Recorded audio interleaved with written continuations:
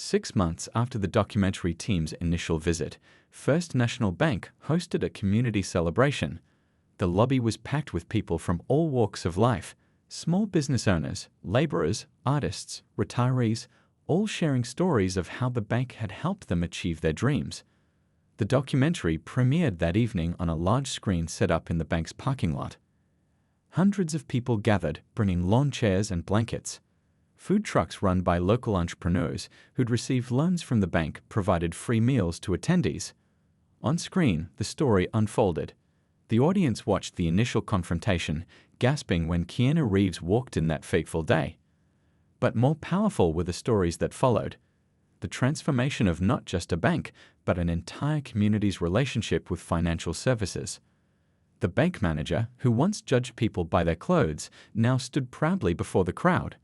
"We've approved over 500 new small business loans," she announced. "Helped 200 families start their journey to homeownership, but numbers don't tell the whole story." She gestured to a wall of photos behind her, real people, real successes. A food truck owner who'd expanded to 3 vehicles. A cleaning service that now employed 30 people. A handyman who'd grown his one-person operation into a legitimate contracting company. The tech executive, still preferring his casual clothes, shared statistics that proved good hearts and good business could go hand in hand. Default rates were down. Customer satisfaction was at an all-time high. The bank's profits had actually increased, proving that inclusive banking was also smart banking. Keanu Reeves, speaking via video link from a movie set, praised the bank's commitment to change. "What happened here isn't just a feel-good story," he said. "It's a blueprint for transformation.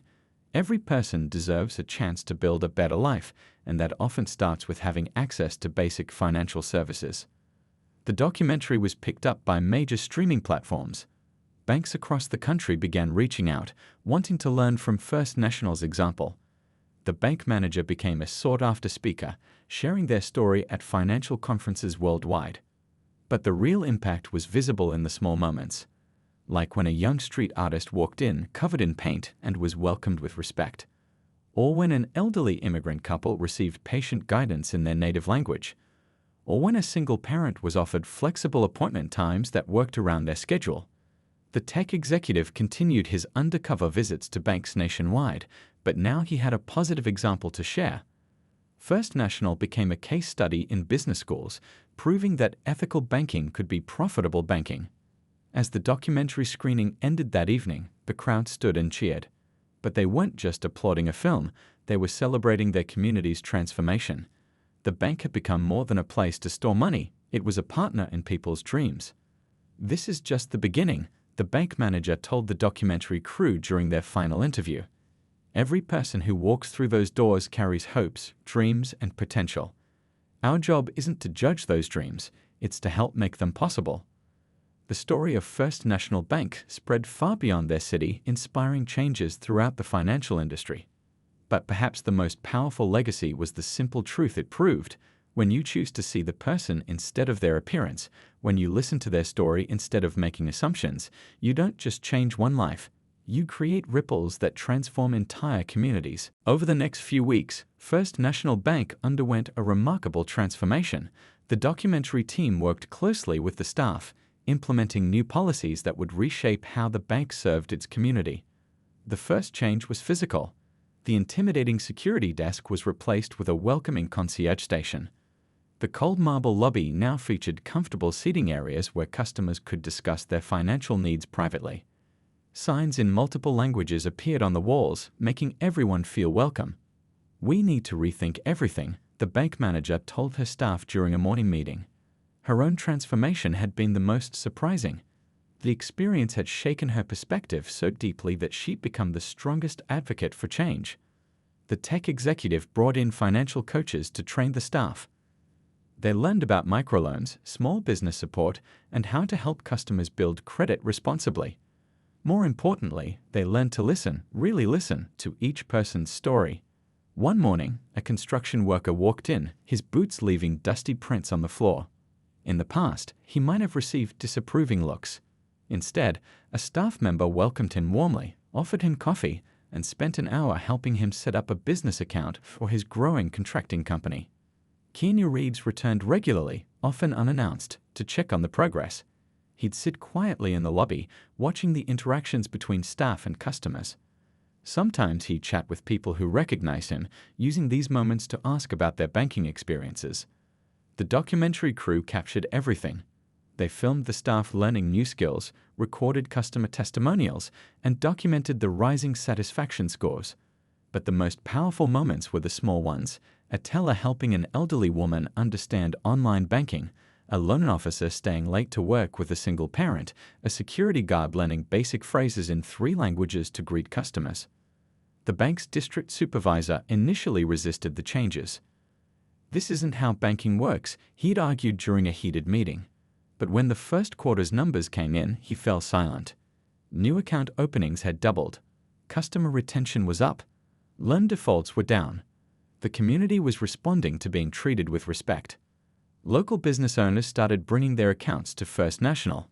Word spread about the bank that gave everyone a fair chance. Other banks in the area began to notice, some sending representatives to learn about the new approach. The tech executive hosted weekly workshops in the bank's conference room, teaching financial literacy to anyone who wanted to learn. The sessions were always full, with people from all walks of life sitting together, sharing stories and supporting each other's dreams. One day, a young woman arrived in paint-stained overalls, straight from her job at a body shop. She needed a loan to expand her business. The same manager who had once turned people away based on their appearance now sat with her for 2 hours, helping her develop a solid business plan. "This is banking as it should be," Keanu told the documentary crew as they filmed the busy lobby. "It's not just about money. It's about giving people the tools to build their futures." The transformation wasn't always smooth. Some longtime customers complained about the changes. A few staff members resigned, uncomfortable with the new approach. But for every person who left, 3 more came forward, drawn to the bank's commitment to fair treatment and community support. The next day, the documentary team set up in the bank's conference room. The former tech executive, now dressed in his usual business attire, stood at the front of the room. The bank's entire staff sat before him, including the manager who'd turned him away just 2 days ago. "Let me properly introduce myself," he began, pulling up a presentation on the screen. The first slide showed him giving a TED talk about digital innovation. 10 years ago, I created a software company in my garage. That company now powers the payment systems for over 30% of online retailers. The room stayed silent as he clicked through images of his journey, from a small startup to a global technology firm.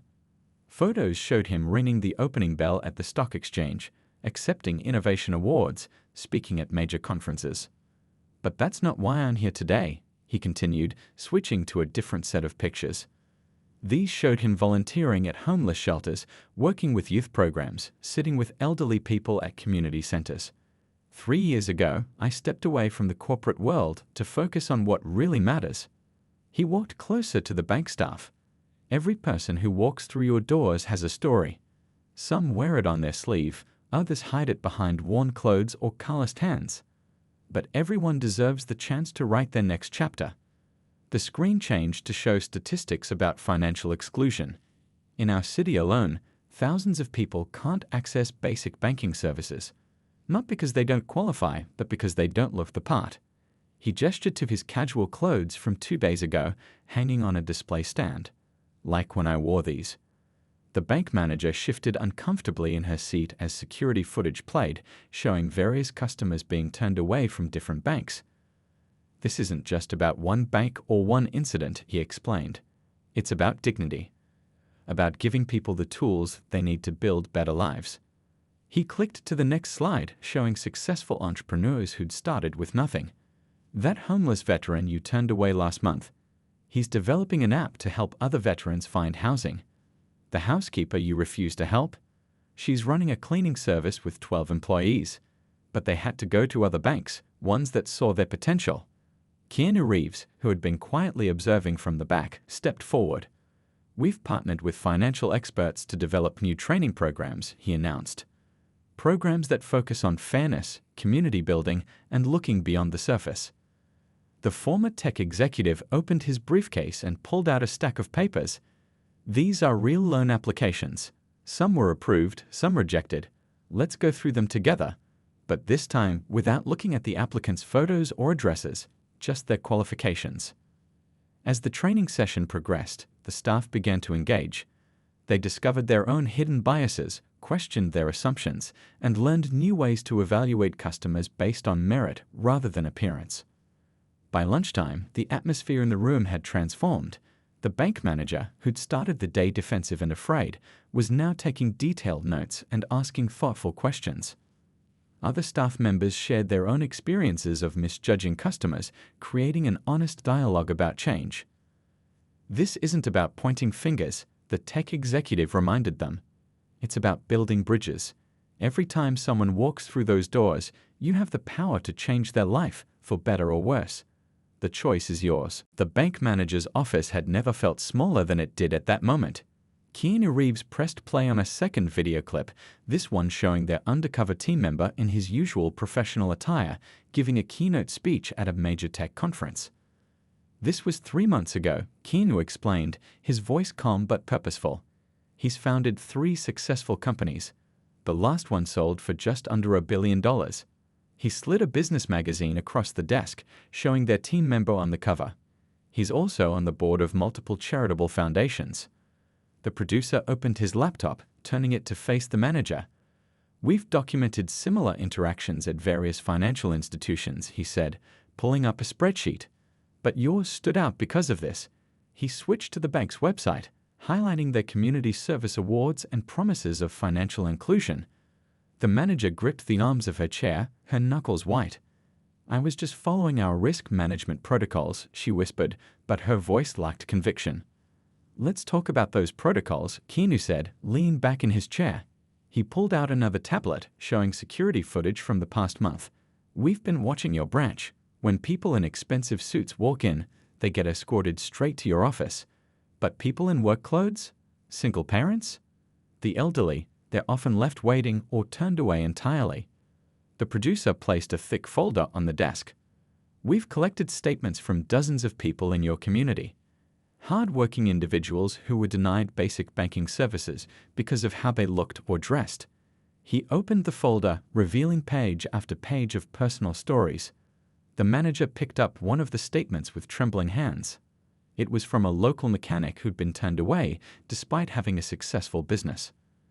Another was from a retired teacher who'd been denied service while wearing her gardening clothes. I want to show you something else, Keanu said softly. He pulled up another video on his tablet. This one showed their team member, still in his worn clothes, being welcomed warmly at a smaller community bank across town.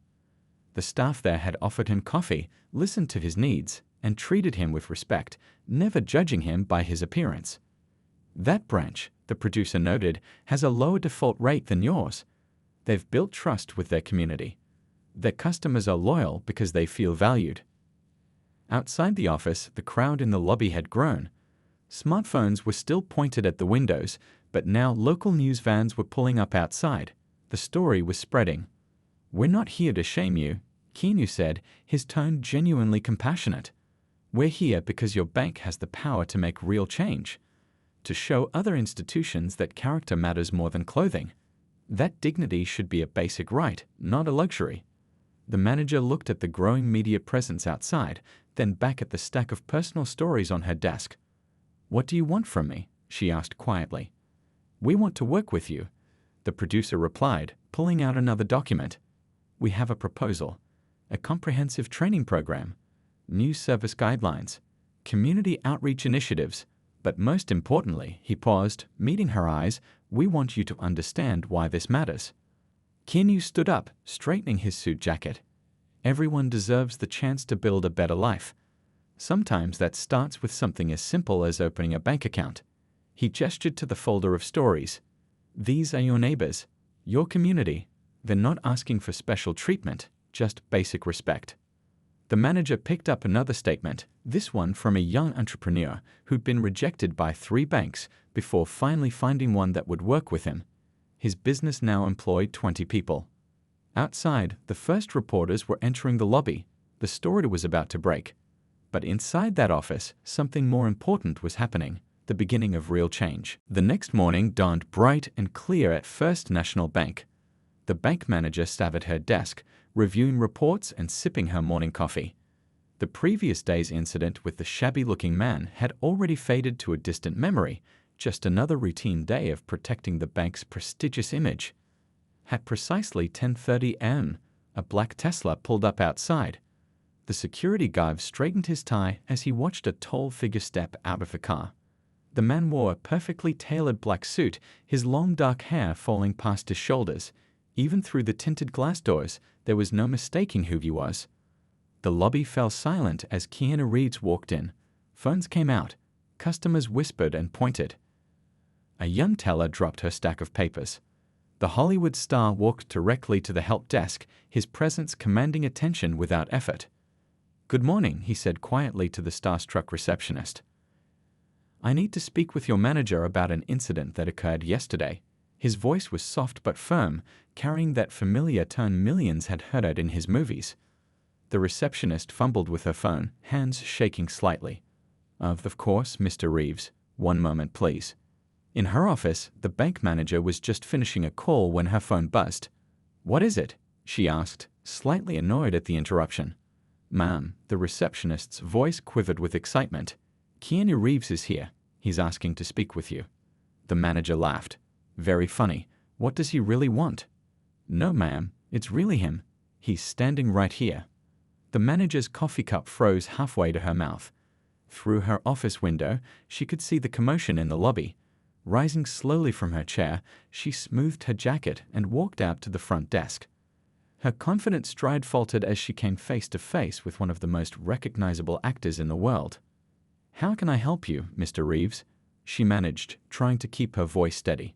He smiled, but it didn't reach his eyes. "Perhaps we could speak in your office." He gestured to a man standing quietly behind him, a professional-looking person holding a leather briefcase. "My producer and I have something important to discuss with you." The manager led them to her office, her mind racing. As she closed the door, she noticed more men with cameras positioned outside the bank's windows. Her stomach dropped as she remembered yesterday's visitor. "Please, sit down," Keanu said, his tone remaining gentle but carrying an undercurrent of steel. He reached into his suit jacket and pulled out a tablet. "I'd like you to watch something." The manager sank into her chair as Keanu pressed play. On screen, crystal-clear footage showed her interaction with yesterday's visitor. But now, with the camera zoomed in, she could see details she'd missed. The man's dignified bearing, his well-kept appearance despite the worn clothes, the hurt in his eyes as she dismissed him without a chance. "That man," Keanu said, pausing the video, "is one of the brightest minds in Silicon Valley. He's been working with me on a documentary about financial discrimination in America." He leaned forward slightly. "Would you like to know his net worth?" The manager's face had lost all color. Outside her office, customers were still trying to snap photos through the glass walls, unaware of the drama unfolding inside. The producer opened his briefcase and laid out a folder of documents. "We've been visiting banks across the city," Keanu continued, "testing their responses, documenting their behavior. Some have surprised us with their compassion." He paused, letting his words sink in. "Others have surprised us differently." The manager looked at the growing crowd in the lobby, then back at the Hollywood star sitting across from her desk. In that moment, she realized this wasn't just about one customer or one bad decision.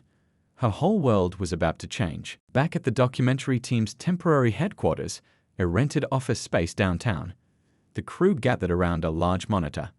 The man from the bank, now wearing comfortable business casual clothes, stood beside the famous actor as they reviewed the hidden camera footage from that morning. "Play it again," the actor said, leaning forward in his chair. On screen, the bank manager's dismissive behavior played out in high definition. The actor shook his head, his signature long dark hair falling across his face. "This is exactly what we've been looking for." The man who'd visited the bank was no ordinary person. A former Silicon Valley executive, he'd stepped away from the tech world after selling his software company for millions. Now he dedicated his time to social causes, working behind the scenes on projects like this documentary about financial discrimination. In the last 3 weeks, he explained to the crew, pulling up a spreadsheet on his laptop, "We've visited 28 banks. 15 immediately turned me away. 9 asked me to leave when I couldn't produce immediate proof of funds. Only 4 were willing to even discuss opening an account. He pointed to various entries, each meticulously documented with dates and locations. The famous actor stood up and walked to the whiteboard covered in photos and notes. "The pattern's clear," he said, tapping a cluster of images showing different bank managers. "The more expensive the suits behind the counter, the faster they showed me the door." The cruise producer spoke up from her corner of the room. "We should note that First National's website specifically mentions their commitment to community banking and financial inclusion." She pulled up the bank's homepage on the projector screen. "Their mission statement talks about serving all members of the community." The actor nodded, a slight smile playing at his lips. "That's why tomorrow's going to be interesting." He turned to the man who'd visited the bank. "Ready for phase 2? The former tech executive grinned. "Always ready, but remember, the goal isn't to shame anyone. We want to create change, not headlines." The rest of the afternoon buzzed with activity as the team prepared for the next day. The sound crew tested their equipment, making sure their hidden microphones would capture every word. The camera operators plotted angles from outside the bank that wouldn't draw attention. The production assistants gathered public records about First National's lending practices and community involvement. As evening approached, the actor sat alone reviewing his notes. Despite his fame, he'd spent years quietly supporting various social causes, often without publicity. This project was different. It needed his face, his name, and his influence to shine a light on an issue that affected millions of people. His phone buzzed with a text from his agent. "Are you sure about this? Could be controversial." He typed back a simple reply. "It's the right thing to do." Across town, unknown to the documentary team, the bank manager was having dinner with her district supervisor, complaining about the suspicious character she'd turned away that morning. She described how she protected the bank's interests by refusing him service. Her supervisor praised her vigilance, both of them unaware that in less than 24 hours, their bank would become the centerpiece of a documentary that would challenge everything they thought they knew about judging people by their appearance. As night fell over the city, 2 very different groups prepared for the next day, one planning to expose prejudice, the other unaware they were about to become an example of it. The stage was set for a confrontation that would change not just a single bank's policies, but spark a national conversation about dignity, respect, and the right to basic financial services. The morning sun cast long shadows through the tall windows of First National Bank, where the usual buzz of Monday morning business filled the marble-floored lobby. The security guard by the entrance stifled a yawn as he watched well-dressed professionals hurry past, their shoes clicking against the polished floor. Around 10 a.m., a man in a worn jacket and faded jeans pushed through the heavy glass doors. His clothes were clean but clearly old, his gray beard neatly trimmed despite his otherwise humble appearance. The guard straightened up, watching closely as the man approached the help desk. "Good morning," the man said softly to the receptionist. "I'd like to open an account, please." His voice was gentle and articulate, contrasting with his weathered appearance. The receptionist glanced up, then quickly looked back down at her computer.